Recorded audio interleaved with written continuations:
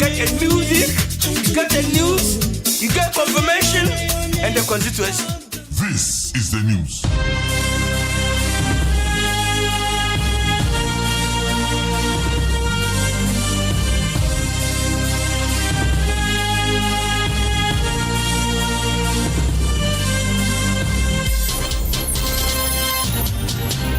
Enyumre nonsia abogana de shimama mamuni na dwuma makwaba de Ahenkan 93.3 FM so Chombre ne de nonsia abose kan onyankopon nim de mu nso waye ne se nonsia bo bia akukọ bi ompe ne wasem onkonkope ba bi mfa ne tintu no mfa na tabu angata ne ho so wankwadan so na de akata wonum na so na obi apa ba bia da na akukọ a onantem no asem de onya bi pa na so na gya de enoso Woma Damson and Tamso dear, as some woman yabi nanso, Woma Janan, a chance and bebri. And some addresses see a wa brako quacoda, ebremu. Dear Obetia be and a son. NPP Amonyo Koni Nipa Priso Metu Frankama, Partino. Woma quaquaya ballotin, Wakatan, so one a bedding kunim, one about Tosumiano, one about Tosunaino, Woma quaquaye, Yadinam. Wo eyamanya sam krona muono eye oba pengin and pempeyi wana sha afalefo dwumade ne ntotoya esyo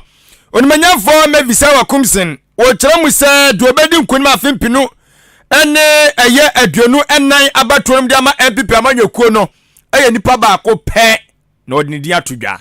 osofo hwɛ apadie ni enwuma so kyerɛ sɛ wo mo de nhyehyɛ bi ni dwumade bi aba sɛ nhyehyɛ no kwakwa bia bia opadwuma okọ obenya ana obi nso penkofo ne omaya adwuma ho no mbeko na opanyini ba ko no de ba ne kitanse adwum de kaka ne proya wose eyade asabi ebon huni mu pa ti wompe eye vitus azim na some no kaze gana mapen na dan kwa kufu ado awurade a wa kitanse adwum de kaka ne proya no ani watwa ne ho ada papa nya asam ketwa ene achim abuabu presby school no womo eye emponhoma asuafo no na ensem afrimu ba de esewani ense okakire wo abatu odwumadie ne ntotua emu no electoral commission wa fini dwumadie asia wo twerɛtwerɛ Ghana fo ma division du nwɔtwe ade kodi akɔ eye abatu onkrata emu na opanyini bi ade atodwa kyerɛ mu sɛ Ghana yensua de edi enti no wɔkasa asem wedi afa electoral commission ho wei ene afoforo bi na nwumre yesi adwa edinam sa nwumre no nsia akan kase aseda wampam aseda soko de wakonakono te so babu na wasi achim da adwam kodi dwa enkoma rich electricals se open nyina ma hoden hunyoma bia okona ka che obenye bia tofofofo aye papa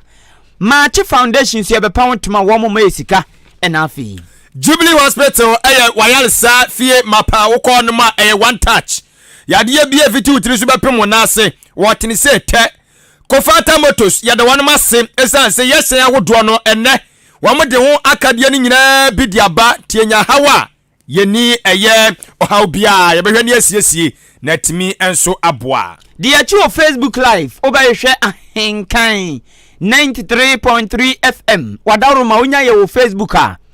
na wa like na wa share uwia na do comment di owoka bia no na odi atoase bekenkan ama ananso say se okuta Yesu moja meche yama na odi afa 0533898915 0533898915 text message and essence your WhatsApp yebekenkan fenchim ama okai say information centers bro aduonum kwadusia kase ni de enenhua munti ebi wobono mantemu ebi wasante mantemu ana dodo na ewo epoe mantemu matabiri ejam se di mayawo efa kase no me medin edikwaku enin kusi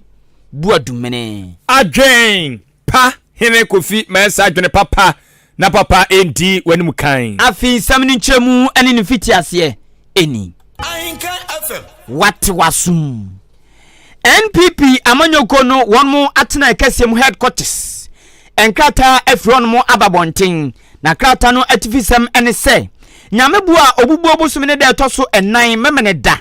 abom kwakoto ayi franka tubrani no eno ho nsem eno mo dibinam na atifisem no saa na oka na enumu eno mo se enne aye ebobusum ne de toso dumiensa ewa afiyem no Presidential Elections Committee Emma New Patriotic Party NPP amanyoko no womu ehia womu a ekoko preference tubere di brani nipa makomako enan no Emma womu koye balloting na womu koye balloting wie no nya se womu a na kwahya kukwam koye balloting na mom womu ne abato commission empenifo ene party ni empenifo a womu hwe abato nsem so ene kabo mu a womu tu saa anamon no na womu ye balloting no ewie no balloting no obi ni mad kra eye se wo kwakoto aba krata na de maw na ohwa so a onipa A onipa B onipa C onipa D womu na deda so obia ne nifoni no na wayi ba ko no ana nipa na egugu so a ya cheche echemu de box eche echemu no saa krata tia no na watim ba ko no eno ne efe no ballot paper enti wom kwaye balloting na mo ahwe nipa de obedi kan ewo paper no so de obeto so mienu ewo paper no so de obeto so miensa ewo paper no so eno na mkokoye na wom ye balloting wie ye no onipa ya tu pe esikafo ye na se ye ayewre mumejo womu yi ye no eno no owura Kennedy Japan ene da one paper no so no na beto so baako doctor ni wembo manfa doctor nkan Muhammadu Baumia ono ene toso mienu owusu afiri yakoto ono ene toso miensa ena Francis Adenimo etoso enan enti ballot paper no so nyame bua memene da November 4 womu kwa koto aba na sabepepe ene be kire ewo krata no so Kennedy Japan ene be dikan Dr. Baumia ne betoso mienu owusu afiri yakoto ne betoso miensa na Francis Adenimo atoso enan na womu ye na mo to so na mo kire se Presidential Elections Committee ma NPP amanyoko no womu ajibibia tum ehihye bia wo mde begu akwam a ewo so bia di so ema mde koto abano memene da ewo November bosom ne da toso 9 no party no election committee no majibibia tum na enche de o maji atum ni na ne wo ma April ni na so aji atum no wo mde ni na beba beto abonten na obia hu hihye ya wo mbedi so ene ko yom befa so ene mra wo mde be ya adwuma wo mde beto abano nyame bu obubu bosome ne da etoso 9 onipa ne nsa shakrata yase eye William Yamua oye twatwafo panyini ma Presidential Elections Committee ma NPP amanyoko no ena ne nsa hyekrate yase piao aden de asa ahihye o aye asa ahihye Kennedy 1 Baumia 2 akoto 3 Adenimo 4 baby ana asa ahihye ebia baby betimi adane a ye soro ni mienu badase ne de Adenimo na uzusu so obeto ase on ndi aya na ye no mi mbapa no ba ka kire na se ja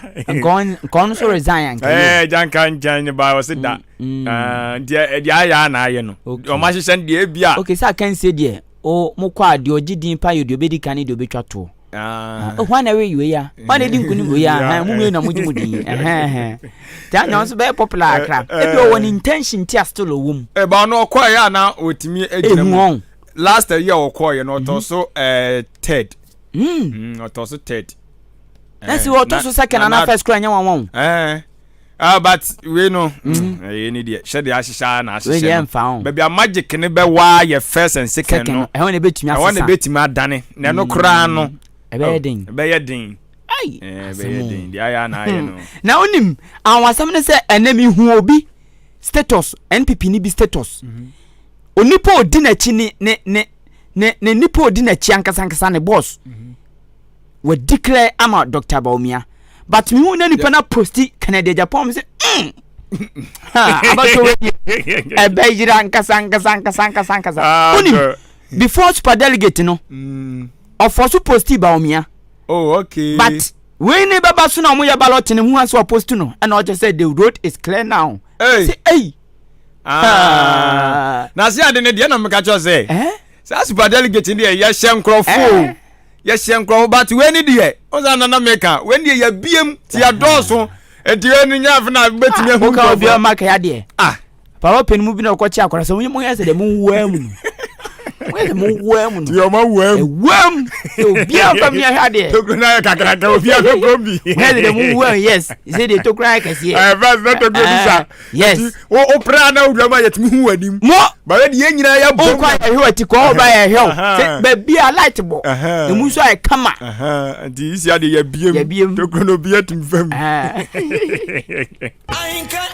Adesima ma ya kuyanim awo eye anwumre no isi aka Kasiebo no emu. Ahenkan 93.3 FM so Facebook ni YouTube ono ma e adwenkyere kema minka bi maimu no ane ye wono enti no osu timi kyerɛ wadwen na timi aboa ne yakoyanim enye ntokwa so sɛ de aka ye de osu de ba be kan ne saa de ama na enye no na amanyosam ane ye wo osoro kokroko amanyoko new patriotic party akache ene eda so ebutuei na eye oswafo a wono ene hwɛ afarefo adwumadie ne ntotoe eso akosi broni FN sɛ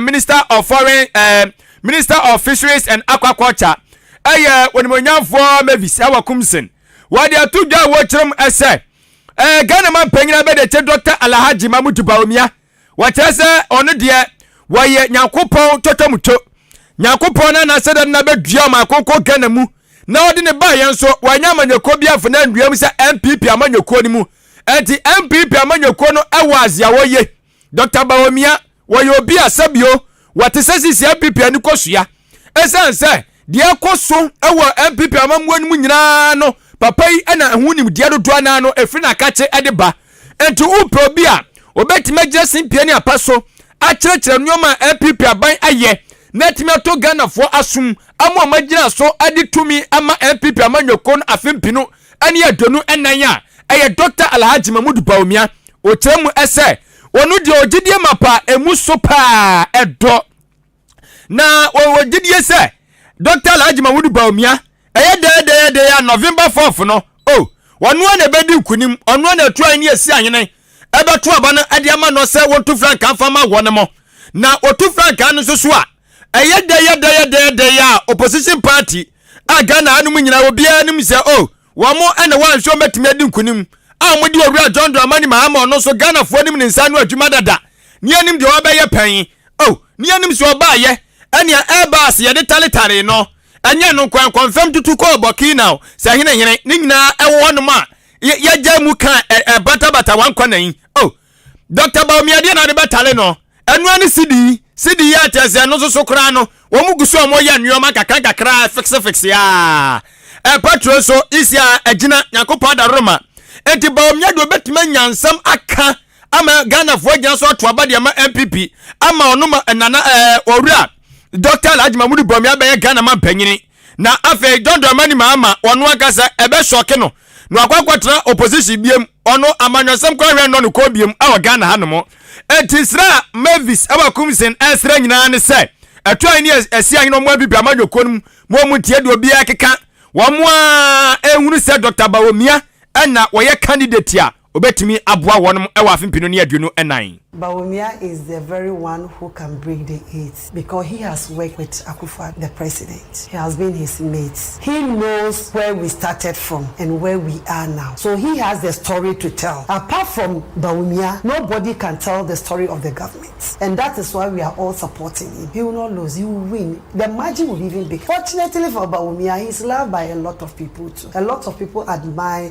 the way he does his. If he's part of the government, yes, he's only a vice. He's only supporting the president. He has no say. And that is why you see when the president is not there, Bawumia cannot chair cabinet meeting. It tells you he cannot assent to any document. So when he is in charge, then he can take decision on his own. Now he only does what President Akufo-Addo asks him to do. Nezia Dr. Bawumia ohonom no sabi kafracho ase wonia no okase ndru dwom ai ontimi mfa ne tumi na owo no enye niema bia ofiri senko ye beboa Ghana fo tumi ni wananado ho tinanado eno ka chense ye wei nu akoye fa nu afa ha si ha nu awura ha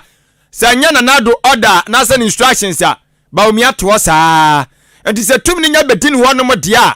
eni ono so ideas na wo no eni eno an se ono so di gu akwa so se rade enti brofo tenten ni brofo kakraka papa mami keka ikani nyina no mu nkyere mu no waye oswofo no na hwe afarefo dwumade ntotoya eso Minister of Fisheries and Aquaculture aya onimonyafo mevisa wa kumsin ana wate ne nka no ena yemfiri enam ene mpatre ne wo ma ka kanru anom so ai na yanko apadie enwuma nkasa osofo hwaso obeye se ewo se adwuma babunu bia nya biye ana adie bia fa adwuma nsem ho no ana apadie ho obu on ma bi otukwan wa free ni mamu abagana oba yeyi ado ena odo giska concrete no hya giska ubon mo te Ghana ono so ne dia ne se pa no die ena ode anyeska sankofo ni na wo minister ayo onimnyamfo Ignatius Bawua na papa yi akasa asemo ka nyina ne se woyi se obi on ma watu kwan free ni kro kitwa mu okokro Kasiemu okoye onya dwuma nye apedie ya obi sidan na akoboa no na oso mota obu on ma wakokose je obi chance no agi nsu agum na odi chinchi na oton apedie na ose obi nsu on ma woyi sanu ma ne to nchen a ono no wako school na oko school wie yenso onya dwuma nye otifie ena obi nsu on ma wako dalu mu pa chese eguma udro bebre woma ewo fie ni na wo mu nya dwuma nye no ena opanyi chese na sedia no na wo mu tenase efa adwen se ti kwa ba so pa na ebefa enwuma ho aye den ewo man mu na me soma kwa koyo so afa me hwe enwuma so yi kwa ba so na mefa metumi ate so kakra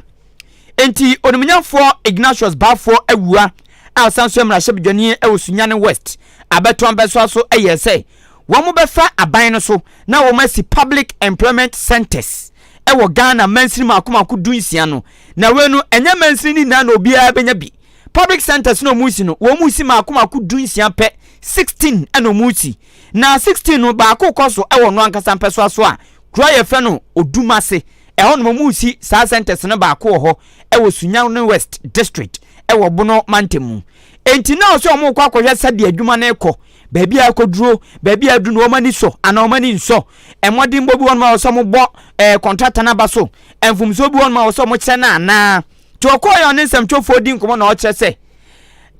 public employment centers mu sisi makomako dunsia wo Ghana fa na baabi ano o se ne botai pa ne se eho no ebeba kwa bibi ti se obi wa adwuma bi akonya bi da on mo a eho no de beko ebi obi abie store bi opadwumafo enya afi na obetwere social media WhatsApp me padwumafo if you are interested call me or DM osi dabi we no ukọ sa center on mo a sa nwuma ni na eho no mo no de beko tu beko no yes aprapra akonya ho ka etwe akonya ho ponkosi twe akonya ho ka ayi so obepama de akonya ho nti enwuma no ebia ye pe radio presenter akonya ho ni na no ose sa centers no obekọ no eho no na woso modeko ena afi so se wo mo so pe adwumafo ana se wo mo obi pe adwuma okọ no ma eho no na obakọ ohwe bi ti wose sa centers no mutisi no ni dwuma di ankasa no so no de obagi nwuma na wasa ache nwuma eno ane ade a obabe ti wose wo mu wi a masini bi a ebenya bi no se obi pe adwuma otumi kọ no mu kobisa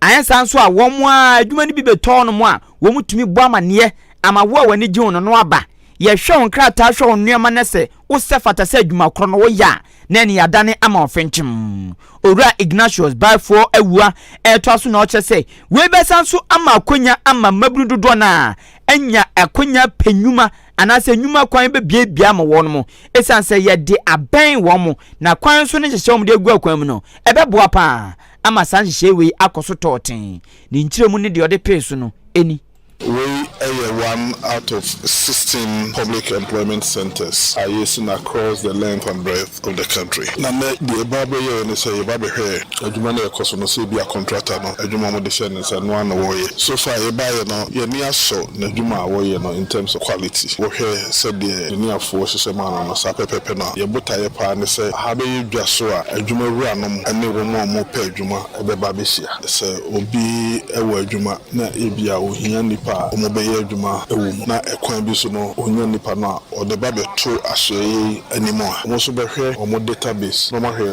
nipa so omo so de omo asema be dan wo mo a ebi a omo specifications meet the nipa no ehwe no no ma link wo mo up. So it's going to be a marketplace for labor. Ora Ignatius Bafo ewua a oyo so afo hwe nnwuma ne apadi ensem so oto aso kan biem se ebiem public employment centers a wo mu sisi no ade ba ko so eba bebua pa wom ene se obu on no ma no so atwa o azede ayi obi ko ba bi no so okojame onima de kura nipa ne kwa akoye empokua bonti na wasoa no ho no di akire na twao obekokura on chasamba si na oko no so nko sa nyoma intercourse school so obu on ma no ho mene so na oko titu ni frese chasi ba yi akoda bu on ma hwe nanim ehwe ne ti ehwe ne hwene nano ne se ehwe ne tenten ne nipa ne kese ne skin color ni bibi otum sa kwa we pa sanko nya banchifuo bi pa be 30 acres ene nkotumi bie gari factory kesko be nya no nyeska kitwa ezufiri se chesinti no dim twao no oboka twao exams be bansu nipa 35 no toso 32 anazo obu on ma hwe ne potum sa kwa die enko pamade a ka be boa ne pa anasa nya be boa ne mpo na kuma so ade anko nya ya nko be ye no so be pamade obebotire na sufiri se chesinti ne ahya ne kete kosku ni bi okwa afie onwe no na wanyem na wasan na bibia gie gufunfunam enti sa ohye nnuama no ekoso pa osofo ise ekoso papa wo Ghana school sa wodom titiw ni school pa wodro no na ye na aso nim se Ghana school no se de etie no baabi a owia otumi pa adwuma pa eye university sa wodro no endo owia krata obenya no utumi ni ko adwuma straight eche na se obekọ bia to aso ano akọ na osi de wo sisi public employment centers no ebebua ma esuafo ni free university no na se omo ba bonten a wo de be ya ntoto ho ahwe se ade no mkosua wo school mu no enwa adwuma no ebi wo ho a omo ba be ye wo mu wi a wo mu nya bi ye ana enwa adwuma ni wo no mo wo mu wi no ma betena fie na adane eka na ma unemployment ekosoro into se public employment centers na wo mu si no ebebua prama sa ohaw no wo ma wu bebie fi no matumi aso ano. We expect this will bring some sanity, and of course it is not also only for immediate employment, it is also to help us to be able to take decisions on what are the skills. For instance, will be Abbas and also a welder that can weld a certain depth of material. Now it be our here the whole district will be anymore. It's or at the welding schools will then have to deepen their skills to help shape policy. For instance, we will be able to study the trend and see, for the past, 5 years, what kind of graduates are we producing and what is the requirement of the market. So, the year produce and the market then it will inform institutions, technical universities, other vocational institutions. It will give them direction of the kind of skills which are available in the market as well, what percent or more products useful in society, then this is the place we have to go. Bene da hono onipa amote so kasa yo nyamfo Ignatius Bafo ewua ono ene yo so afo hwa padie ene nnwuma nsam so osan so emra hyebjani ewo Sunyane West abeto ampeso aso obono mantemu Ghana man panyini nana adodankwa ekufo ado wabra wabontoa no wopetumi afimpinu ene du ensu mo no ka kire Ghana fo se wonum ehye na nimonyam no mo hye edom eboa no na afimpinu no du ensu mo no wamama no eso akofremam na osai sama mpanyini a eno obehye na kitahye dwumde kankan ne proye wono so etimi aboa atu ase ampa Ghana fo jan nsenkan so etimi ehye eboa ye editumi no ema wo so akofremam esai sama mpanyini na obatena akunya no eso no na fe pepepe mu ana no eye afimpinu ene du enwatemu eno ohye ya wopaw eye asoye so no mehye na ekobasa obi enwo abon ketahye dwumde kankan ne proye mu a wamo enhye ntoto na no na omfa no enkogira mamla no ano eno eye special prosecutor kwadubo panyini atena ye kase na wode sa asoye eba ye ani ya Ghana fo nyina bowose sabia no ade owura matene amidu ana de no kwatena so ye ho aya so krofo ma de die sika ni mu amo ebi mu te se wayo mimo ani wono am keka ho de ani aban no anase Ghana mamna no mbedi pa na so besin ne wayo mimi boni din kura no onse onkai no yeni baabi asafo nyina enso enenam enti ama Ghana fo do na suicide dabi aban ko a wo ko anase eye eko a wo so aye ewo ketase dum de kaka ne proye eso no wo ya magana fo ensa esifom anase wo ya digana fo ehwammo na eno nam so ama nanado danko agufu ado ene na wati mu onya akonya kogese pie ni apaso ewo eyemlanimfo wonum kabom ekuo Ghana Bar Association wo dwumadi o mudi ya ewo fifiri mantamu kepkos na won okogese pie ni apaso no de katra Ghana fo nyina se wonum omokeka esan wabaye na aban kitase dwumde kaka ne proye onya wo hwe no wadwene ho agwante ase enkrofo bi o ma hyeda boa pa bu eye enua guamasum akatakata omani ayomadwe se dia aban be ye bia nya omofe na nado tira se wabaye wo hwe eko a woko ade etia kitase dwumde kaka ne proye a obetimi akase wabra Ghana ye nya afa hudie besin ne aban bia ne wonoma wasai sa wako na wasen keten so obasham ye tu kitase dwumde kaka ne proye ase de firi oman mu de biara eda akraka sansem we awieye atotodura ni ntra kuguda fom wa Ghana ha ebi mo so atechro ma dwere party se nya asem ketwa na orua ono ya friend se Vitus Azim ayobia wano de wo se kitase dwumde kaka ne proye de ebo no ko a won pekura nanim ahwe akwasi broni se wo anti corruption crusader opanyini de atodwa kyerem se nanado dankwa akufa de Ghana ma panyini akura sabi oni nsem bi aka won pe baabi no fa ni tirinto no onwene ne ho boko na Ghana fo yeso yentra ye baabi ni anwene ye ho wacha se nanado nsem a wakikasi wo kotia kitase dwumde kaka ne praye no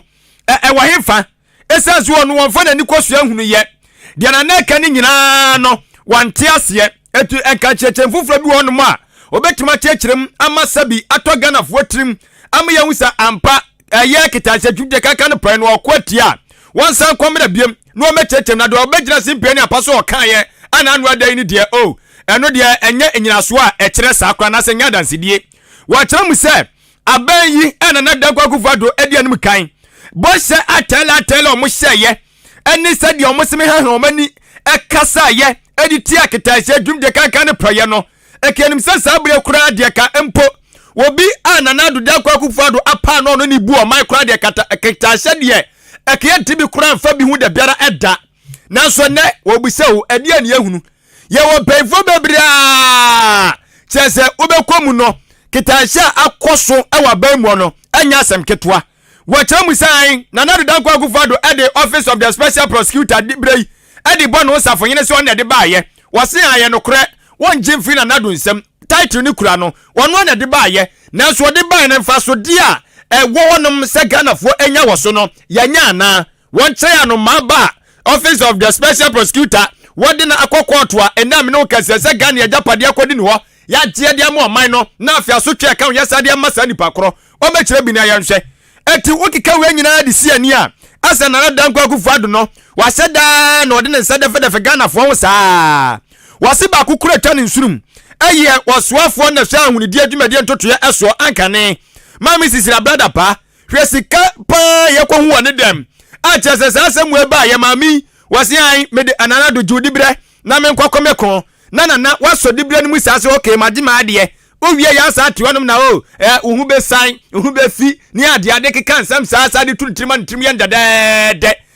we nyina ye dipiaka eto no de ni nsam a okanya ne sai na do dankwa akufado ketase dwumde kaka ne proye no se wo hweso ako a wonweso no onko kona woko no wonya nnuoma ebede adia mehu sampa woko atia ni onya se wode na mo no akase no ho esre no esa Ghana for didi omuoni ewoni mu efa eye kitase dwumde kankan eye proye ekon no ebeto baha We've known about the case of the special prosecutor. It has been set up since 2018. How many staff does it have? Just recently we heard that he has now been allowed to recruit a number of staff, but they have not even reported yet, giving them the necessary independence to perform. He shouldn't be boasting about that. As I said, it is an old story that the president keeps. This is not the president. He has appeared before the Ghana Bar Conference and has said the same thing over and over. To back his words with action. You just don't come and say, I've passed the law and I have referred to this. How many of his ministers, those seriously accused of corruption, has he even sacked? Not talk about sanctioning them, bringing them for prosecution or that kind of thing. Serious investigations. When the minister resigned, what did the president say? That he sure should be exonerated. Coming from the president himself, even before any investigation, was he not preempting the outcome of those investigations? If tomorrow the investigation council has not been found guilty, will Ghanaians believe that investigation, no matter which institution is coming from? So what is he talking about? I didn't know Kasafa. Yay. Way. Opinion, one of the or say Kitai. Jim de kankan proye ompe kra anti-corruption crusader Vitus Azim ana chese otenin kanu ye toa anwumre no nsia akan kase ne so na me kai wo se wasugusu ya wutie kase yi ewo Ahenkan FM wate wasum papa no na achim abuabu presby KG any primary eye school bia afie di animi na nya finsha mako aduowatwe 80 years na 80 years no behwe school no bobre ne ya bia ene sade ote asanka nipa akamaka za sabi oya janka so ono nso an hu ahi na yemfi no obia twifa no so enti school ne tibia de awreho papa na utiete ma wo mo kire se emfe baye aduowatwe 80 years nie no school yi say bia ye graduation ye bo school fo abaso ya bo dwada to nsafre atitiri enintrani atoto uro wo momna metenanse fo monim die ene monim nyama tet ebinsi wo school na bakose mu da abuabu presby KG ene ne primary ebinsi da na emprempre head teacher wa babaji school na eko mfie mienu afi ba ko ne fa kwara so nhye dan nyan ono na tua abuabu presby KG ene primary ya no owura Collins Mafo eye no se se sana tede na nyakura enu nti oneni mpenfo kokotena ase ena wo modwendwene ho se school ibe ye mfia duowatwenie graduation yenye bida ya bodwa ye bo school fo abaso ye bodo obo no homode abaso na ashafufo nkran awofo ye bo mabaso na ashafufo nkran ene de yenye bida da bi no edi nyakura o enu nti owura Collins Mafo ye head teacher eye se e wo so mu ye bi na odia no to nchen a o se die nti a opese nkombebo edwa na wo ma ye sanwoma wanina no ene se oba no hu se school no school for do wom no eso tia na eti enu nti oye se wo munye sa adwumadie no na emboa na ntuhwa na endan no ma wodro bia school for no etumi ye ne bi brofo mo ka hello where are you going? I'm going to Bull Pipe. Well, at where? Behind Ahenkan's father's house. Come on, no can we say that ho. No aba. Na school for bi enti nyoma do bebre na atwe aboabofo no adofo no on say yem yenhwe see is believing enti obu on ma ofo bu no pe bi di ne mako school a do obi aka watene na dana sum ebia na school na ebi kura na nyoma sesa school for no bo modern na so hu ye pa de lalai nya de obefiu enti he teacher ne ye say wo monye first graduation and commendation ceremony wo monye ne intampampo mu frase bohu de ro ye radio so ye kan bia ama na agragro school na ni ma yom bodwada ta ehihye nkunya kama bo canopy eko first speakers outro ni DJs outro ehwewe nyoma gum yo eye adwumadien fe na na aboabofo so de omo budget so pa wo mo budget so pa na enumu na head teacher Owura Collins Mafo etrese ampa ne botaye ntia omo de yes adwumadie we ogidi pa se bebam esanse wo hwese de school foi wo mo model na obi etutututu ne nan ochin kowinzani ampa etrese nkwada de ye de ye no mo model na bi su ye drama no mu ye asomu yisini no eyetwio brofo we say na be hwaboabu presby pa na school for camp brofo no to brofu de bi ehwam to say yi perfume rice ehwam pa na akono na ni kanso enti Owura Collins che say na ni so ade hunu no waye no gidi say be so abapa na o che say eno ne ade tituru pante mo ebo se adwane se de be ya ebe ma ado afoforo kon school no be do afoforo kon na mo de mo ma abam ni se de be ya nipa dodo no ebe peja akosoro Jumedi a ye di ne no graduation ceremony. Mijidi say Presby school eba ye mfie ede otwini. Nanso jumedi no ebi nsi hada. Ne hu ni say enrollment ekofom kakra. Enu nti mene ma kyerɛkyerɛfo ehia ye. Me ba ha afia etwamu the year 2022 January. Me ba ye me hu ni say broni beka say enrollment eyade ana ekofom. Na me hu ni say esese ye di jumedi bi ehyehye school ni jumedi mu. Sane ebe ya ebeboa na school no enrollment etimi akosoro. Enu nti mene ma kyerɛkyerɛfo etenase ni SMC executives ehia ma me de to wani manim say mani so ade hu ni SMC executives ene ma kyerɛkyerɛfo agitumu ma oye sampa ne adwea me de aba ne yadwempa enu nti say ubisa me a di titiriwo ne say mbofra dodo a yenya o school ha no na eyade a ekofom enu nti ye hu ni say ye di say adwuma ya ebeboa ama I improve enrollment drive. Enoti Ahenkan news ebusa head teacher otiaboabu KG any primary school ya no say ure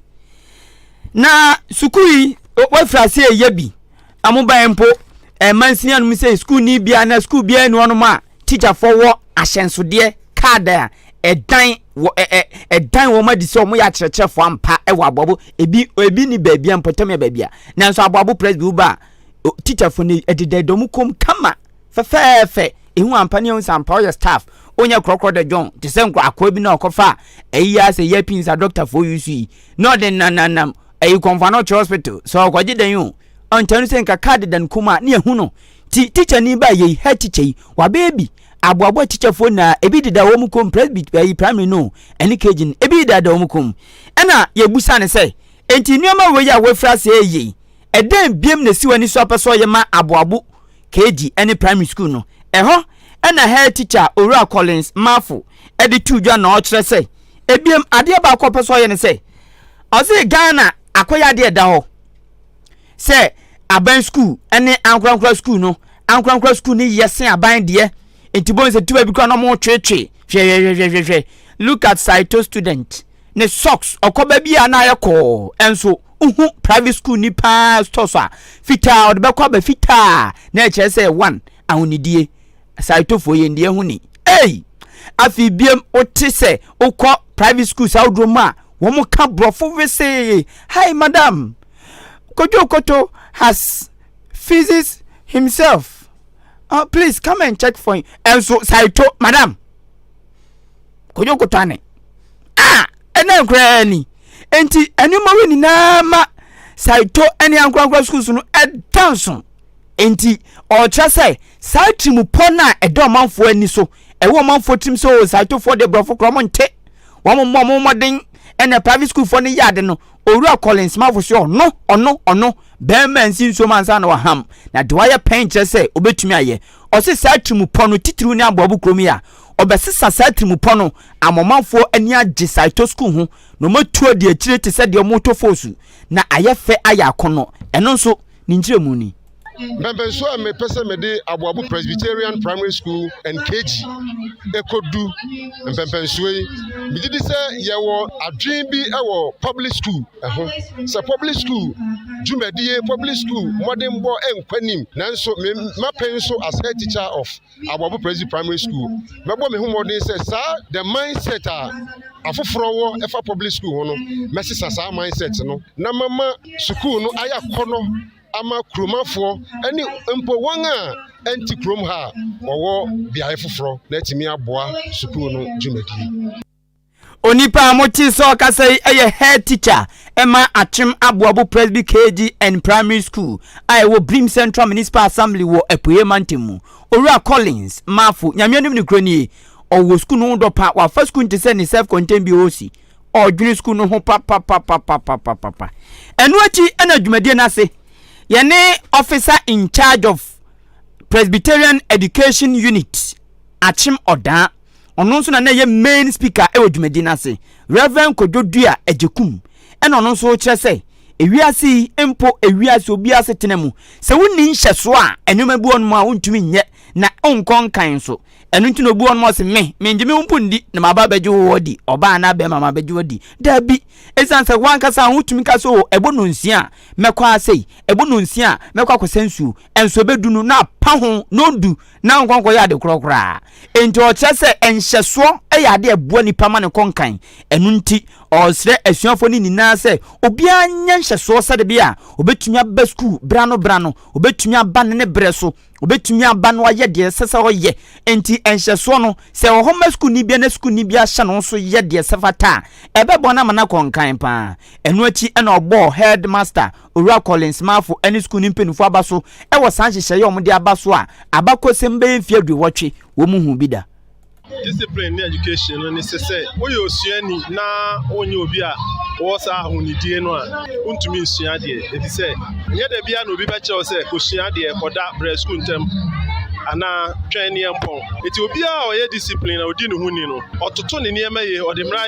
ye adwuma ode emre nso ye adwuma e ba ne sa na de sua esisi so eti ma ne ko na nim e wo ne awosua no mu ye eti se wan hye wo so na wan ma wankasa wahunim no ankyerɛw ne ɛsese ya ma wo kachi e wo adesuam na ube ye bre a wani beba ahoso no na ne ma bebre nso akachi eyade a eye nika na eye ni so na ehye enkran na wo hwɛ sɛ ne amofra no akeka omo ho rofo a omo ka ne dwumadi omo di no wo nsusu ye da sɛ omo ye public school ana private school ehu eti ma wo sɛ baabi a akyɛkyɛfo wo a omani ku omadwuma ye ho na omudi nsiye eboa mofra no ne ye o private school no omo beye masese so omo de omo nya entiti ankasa ye de kire mofra de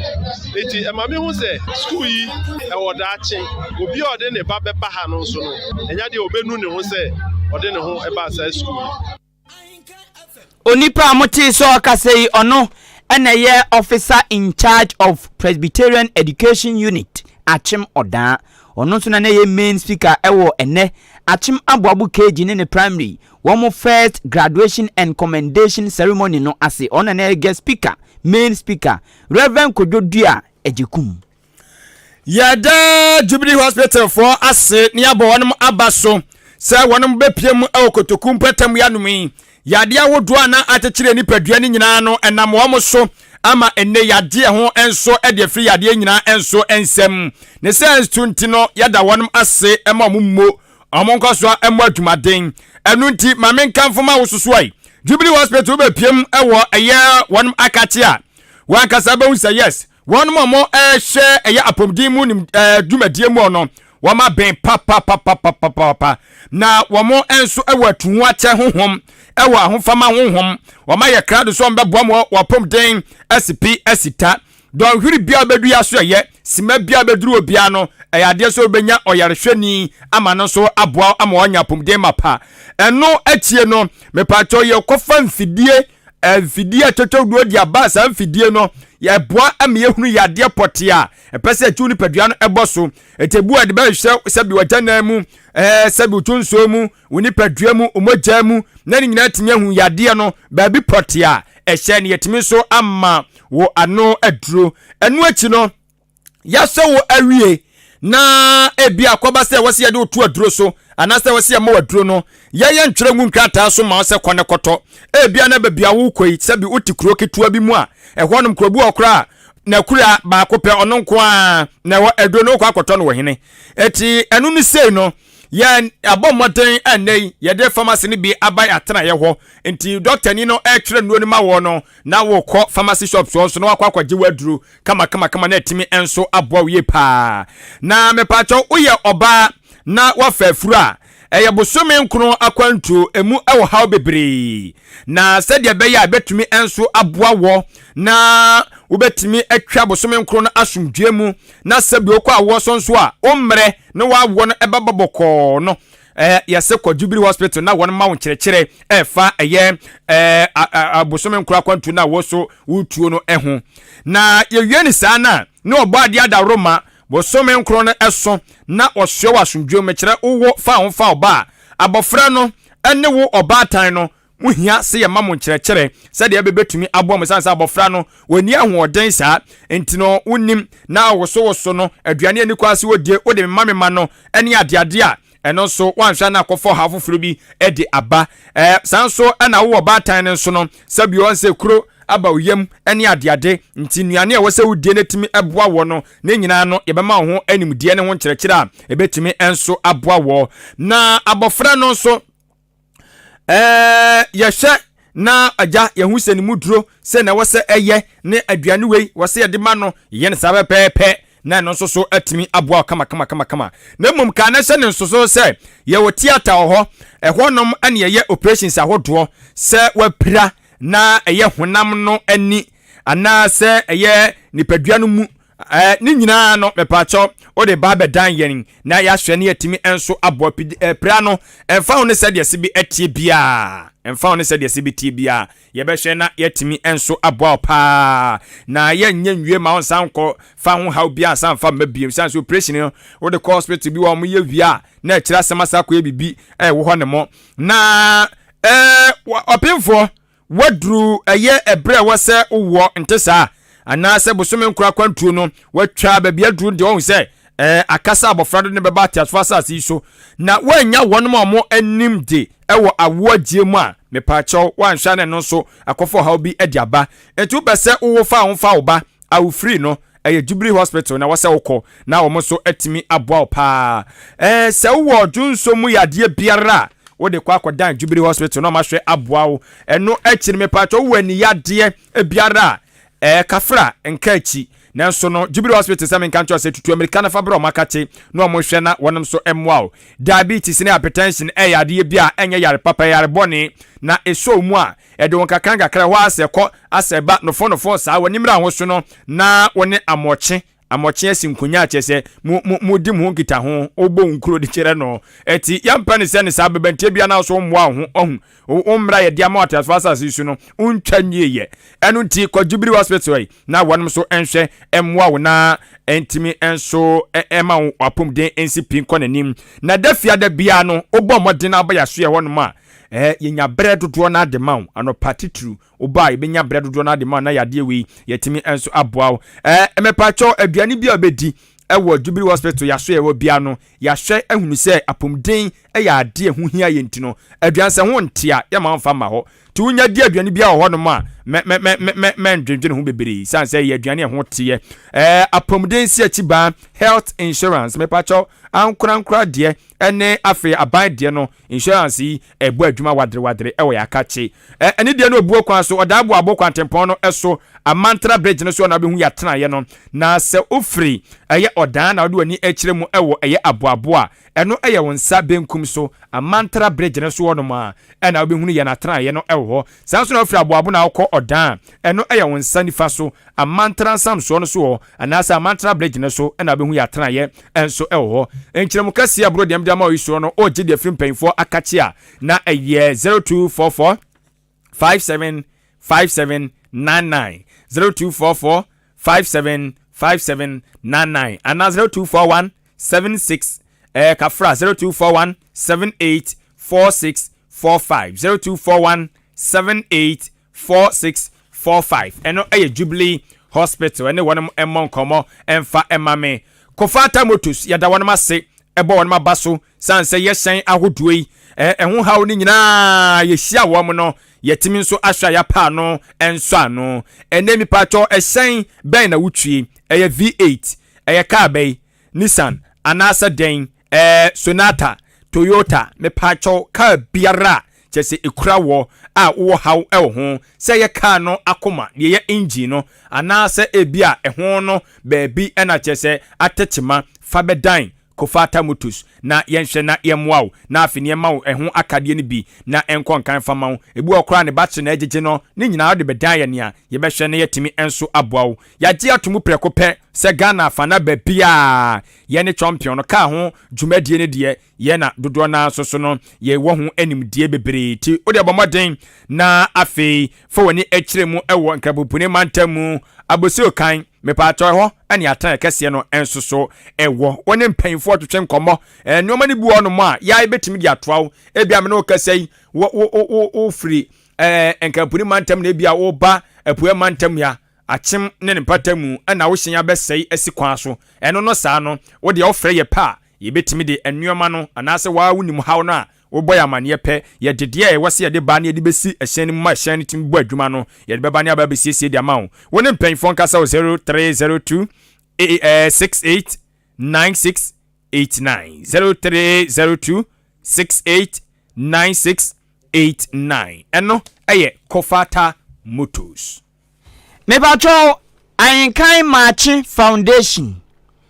21st September ye pa wontoma ye tun safre nipa bia onipa bia omna meboa e wa Ahenkan fam ye niwa no se ya na ye mpa foundation wontoma botane ne se de beboa wo ma ehiam wo ma enibi na ama eso abanfaso radio no so abanfaso mo so anfaso dada ye pese so abanfaso mo e kana aye odo mafdu nya wodo mfaso ti dem ne yere ye wa ha ti March Foundation ye pound 21st September obi amrabi se wo fie su na wotumi ma e bia wanya wansi di bi e kama koma se won so de bebuo obi na so bia ode ma ne dwe wansi di enso nani enu ntu de fabra ne emfa nka de yenso ye boaboa no ti 1 city 2 city 3 cities dodo bia sende fa 0543 350934 0543 350934 na send faso building a legacy together eno eye March Foundation bo tae pa tikai na yenhia 21st Rich Electricals enyema hoden eno na de bibia isi electricity no akwakwa ese yani eduma esuma dumien eduma ya won kire pa yedum like 2 minutes kra na ma for papa wo mu ti sende ope usidan ope light won yama toto hyehyɛ wo dan kama enkofagya ehye ma da ati bi ana ope bobo a etia poto eche na etunya bright kama ma ope de charge ope de de bodan ho ope pop light ope ring light tiktok 4db ana light bia bobu bia no oko Rich Electricals ma me kan majaden papa me kan majaden oko no abenya chandelier light ayi abrofo light foreign light ne de ni na bi ho no ko Rich Electricals switch extension board bibia wires oko abenya bia to ne bo nso efo no eye wholesale sanso retail me chese otumi ko tuton na otumi so ko ton baako tini bo ne de wala check hwe edafom se bro okwa you will love it achim odan estate womni Walgreens pharmacy ene wodan krom pepepe enti one mo enkonko didwa mesrawo ka chance se woto ade a electrician won mo a obe fix amount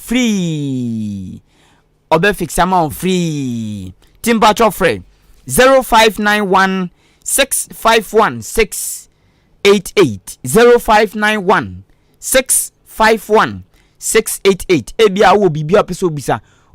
se bia bobo ebi wo ho ade we bi wo ho light one de bia nso peso bisa ansa na wakọ no obetumi afre 0591 651 688 announce say 0241 666 508 0241 666 508 na one Rich Electricals Achimodan Estate endinsa woso na amanfo adwenkyera wonom de aba an yede etoa anwumre no sia akan Kasiebo no so de amawo nti wodi ama ya yebetie sim na yede aba ntentem eso na ayaguzi wodi na abie ma abianka me hyase nka wo hyase ma me hyase wo SMS ene WhatsApp kakra aba be kansa wanum sei na eno na obi dia basa kase no ejinem pa na oso otie e wa chemu dan kwanta ai papa we o pre assembly member Bismarck ejekum ono ene de message we bai osi e brutal menka njo so e brutal tino ni message odi aba eno no ye das papa otie papa we very educated then so ding akoye se omo na mo adwinse o hwan o kana on ka hwe no ko kana ne kana kwambone so ono a onyi wa no kwambone so odo be fa the right way ti Bismarck ejekum achim dan kwanta or pra assembly man mola mon checking na mon toman ni message odi aba eno no na menkwa anum se kwasi trozo nso se wajeja no no tie pa oni nini aba wo mo na ma center for Mary aka Kish wo mu tie kase pa wo achimba tabi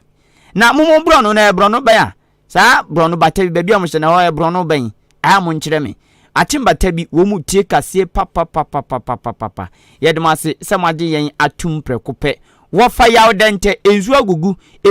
abu de de asene so ebe gugu ho wo fa ya dente wa mo no kode e na oje kase egum se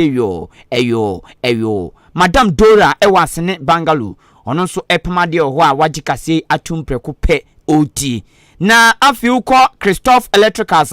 ono so wa chem dan nkwantanum osi otie kase pa Ahenkan de hianse no nsiabo ye das wo ho ono so age atum Christoph Electricals yayi ewo achem odan akamani junction achem odan it has hit my high junction no otie kase are you ready yanko akobra na Facebook na mi we so ani mu krata ne so na we Gloria eno de de ede abai Gloria Zibodi eno etrem say kinnie number 1 nie the step down will surely come on hey show down but what to step down when I step it down we say show down and how they banner I step down no say step down was spelling ye maybe a step down okay sir into one step it down I don't know now you will show down you step down okay step no dey say who see from and I show ni there show down ni there who din kunim mo bi aso aye no step down on the step down and I will say be a mistake bi na show down work nti Gloria de no na sanso na we de de aba eno Ramat se monhye obi anhye Kasiebo na dewu mumpiapia so no obi ansanka bi no obi antie bi anka Kasiebo emu tuhwa ko mensa platu die nie eno no so kire mu se dome kwabranya na sisi obutuo eno o enjoy na o kire mu se Dr. Bawumia bibibia kire se wono a na ekọ ntimo ye de ya o se Bawumia na ekọ okoda da anande ne ya west oya how kumsin oya how kumsin Davis I think say we say me dem nim say kaswa yate enti wase won be fa ho na owie no tem say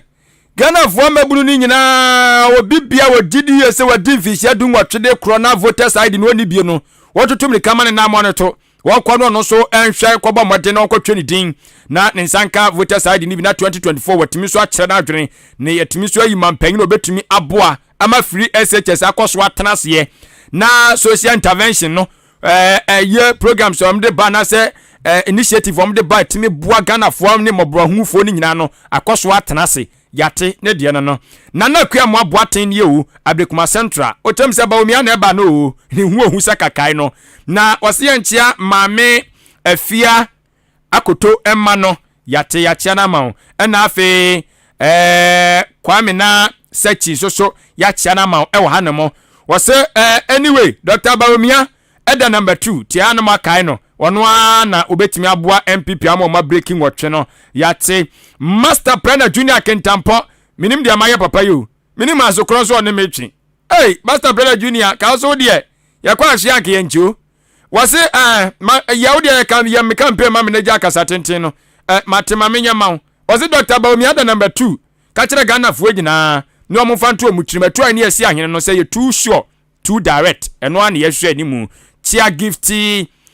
akosa emame nkranza north so akunya no ye de ato wonom se ye de twen no yate komesa platu Master Planner Junior Kentampo de no media ba teacher Kwadwo Tepa enyina suso ono so de aba wase Dr. Bawumia da number 2 eni ase adina agro na so na Kennedy enso so eda number 1 Bawumia be man showdown ni showdown no Bawumia de be ma wono a ewo November 4th ni mu ya tene de no Francis Kaswa wono so kyerɛ mu sɛ wagidi ye sɛ ɛtɔani asi anyene amwa MPP amanyɔkɔ mu de ɔmu tumi ne ɔmo wura nyina hyɛ ba omia mu a wondi ɔmu hwammɔ ne de ɛno no azeman ɛwɔ kronom wono so kyerɛ mu sɛ electoral commission de awoyɛ ne de ne ngji hu sɛ dimtwetwe wodi akɔ mensini atena yɛ kɛseɛ mu pɛ no de ɛde na wopɛ sɛ woyɛ yei wasi biom no obi anya kwan ɛfa ne ho ngji mu bi na yɛ nyina ɛkɔ register na 2024 obi akɔ kyerɛ na adwene na de woyɛ yi de oyibobu aten de aba miami kuro mu de hye achema na behi ana wo kyerɛ sɛ Dr. Bawumia nie number 2 no so enie na mentia onumonyamfo amoa awuku MC achema nwabreja municipal ono na cheso ono so hweso yate yadase oyibo mikromfo ne benyifo nyina so ma mentia omo enne anwumire ma fe omo pa na nakwaku frimpon Mame ko achim wanchi one of the towns a wo mu tie papa na ukoma uko achim wanchi anfie no opposite pepepa Ghana pe ena se wo ya de na ye ni ya ye de din